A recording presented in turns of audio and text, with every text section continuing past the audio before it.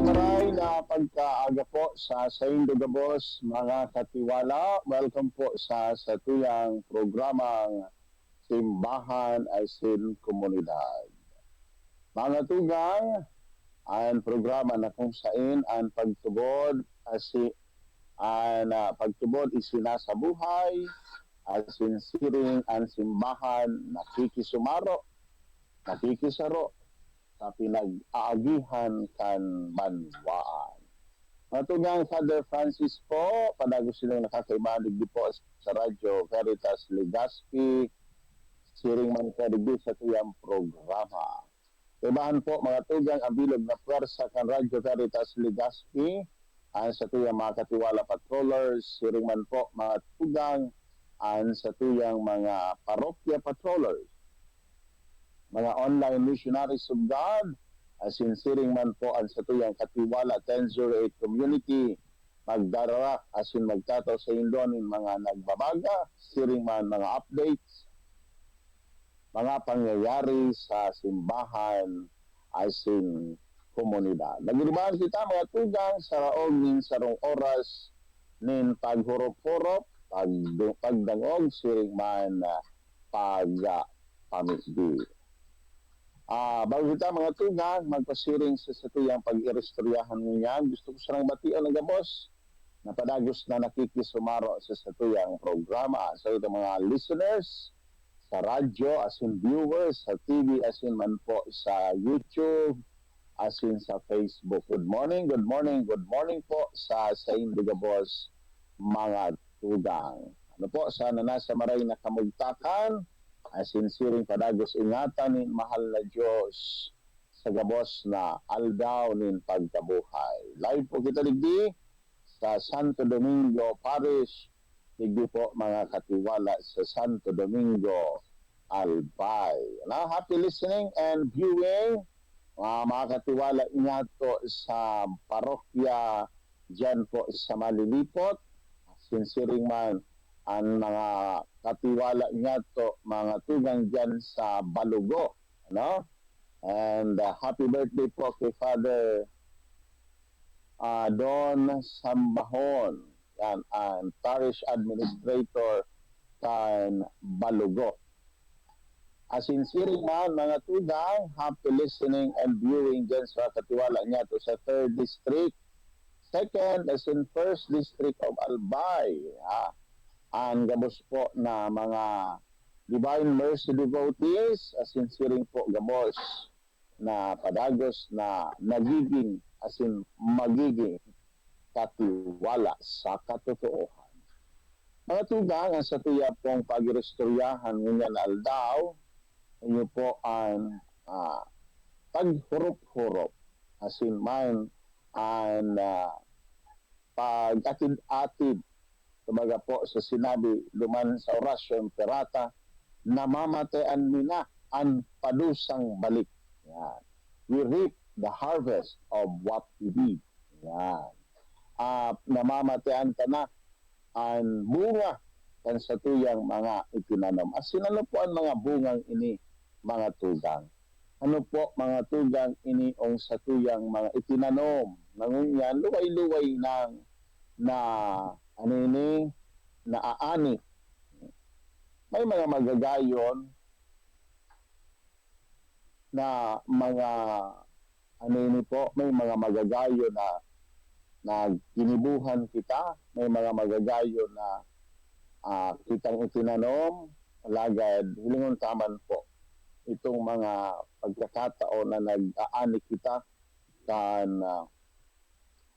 sa tuyang mga ginibo na nagdara sa pagluha, nagdara mga tugang sa kamunduan, sinagdara mga tugang sa pagkabaranga.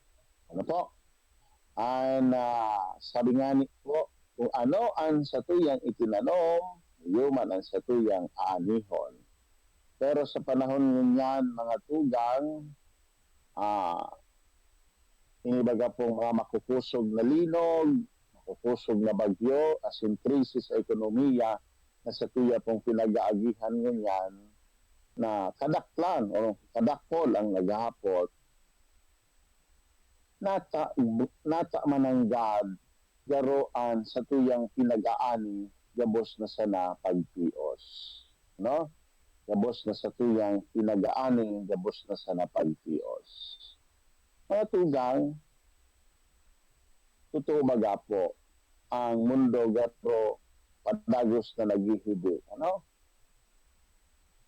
Pero aldaw pa sana ang nakakaagi kang ang kabisayaan.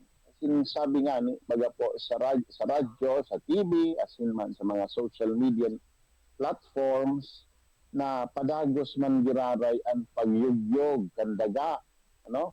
Lalong-lalo na po diyan sa parte kan kabisayaan na grabe na ang trauma na namamatean. Diyan baga po mga tugang sa Mindanao po, sa mga kaklase ko dumaan sa Mindanao, totoo na namatayan nila ang kusog, ang takot, ano?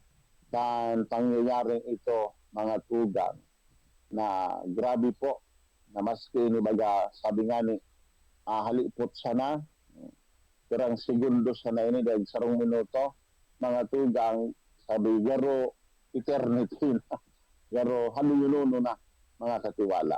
Ano po? Ano daw kung mga pirang minuto ini kung dahil nagkaurubos katumba ang mga infrastruktura. Ano po? So yan, saro sa mga na saro po sa mga na aanitana mga katiwala. Sinundan pa ini mga tugang kan mga makusog na bagyo, no? Mga makukusog na bagyo na nagraot kan mga istaran, asinsiring man kadakol na kabuhayan. Mga makukusog na bagyo, mga tugang. Salamat sa Diyos, siring man mga katiwala, na kita baga po, maski natutumbok na minalipas o minalihis ang bagyo. Kaya pasalamatan ta ang mahal na Diyos sa sinang mahal na ina sa padagos na pagprotihir sa satuya. Ano po? Kan mga makukusog na bagyo na minaagi sa satuya asinsiring man sa mga pagkaraning natong mga banwaan. Iniman baga po mga tugang, no? Pero baga o ang pinagsasabi taan sa sana bakong magayo na bareta. Ini ang makukusog na bagyo, makukusog na linog, siring man ibahan tayo ni kan padagos na pag-itaas kan mga presyo kan barakalon, asin man mga tugang kakulangan sa trabaho. Kadakula kong mga midbid na nakapagtapos with high honor, with Latin honors, ano pa, na ngayon ang kapasidad, ngayon ang kakayahan, ngayon ang gamos na mga tugang alagad, ano ang ngayon sa inda, tingga, natitingga, tingga, ang tingga, bagay, tenga, Tagalog. Ito mga po mga tugang na wala pang trabaho, wala pang ang pagkukuhaan sa indang kabuhayan. Ano po? Lagad, mga tugang, kung hilingon ta ini mananggad, pako daw kadaklan sa satuya na ang mga problema tunga kan satuyang sa diring mga pinaggibo. Pako mga tugang dahil gusto kang Diyos na kita padusahan, kundi dahil ang satuyang mga salang desisyon, pabayaan, asin kasalan, iyo po ang nagkaigwanin epekto sa satuyang kapalibutan. Sabi nga ni kang sarong libro na nabasa ko, mga tugang, itada po sa kinakban, saro man sana ang satong pinagigibo. Asin ano po ito, iyon magpili, maggibo ng desisyon, magpili, mga tugang, na sa itong pinagpipilian, duwaman sa ng bagay. Ang magpili ng tama, asin magpili ng sala. Na dahil kayo ni, mga tugang, pinagtawan man nga ni doon duman, nabako man mga katiwala ang mga anghel ang nagigibos sa tuya, tangani kita maging marhay. Bako man ngayon mga demonyo, kita nagiging tangani kitang magiging maraot. Ngao na iyan, ano na po, nakalatag na. Ano po ang sa tuya na sa nang gigibuhon, magpili. No? Kaya nga ni tinawan kita decision making, freedom of the will. Nga ni po makakatiwala, makapili kita. As in, ang ipilion nga to, ito na makapagtatao sa satuya ning kaugmahan, as in kapanoan, happiness and fulfillment. Ano? Na yung ngani po mga tugang, kung ano man ang satuyang pinili, kung ano man ang satuyang desisyon na ginibo, iyo po ini ang satuyang ano ini anihon pag-abot ng panahon. Kaya ito nga sabi niya to mga katiwala na bako ang Diyos na padusahan kita. Lagad ang Diyos mga tugang nga iniong sa tuyang pinaghibo hali ini gikan mga tugang sa tuyang desisyon pinili kapabayaan asin mga pagkakasala na nagdaraning epekto sa satuyang kapalibutan.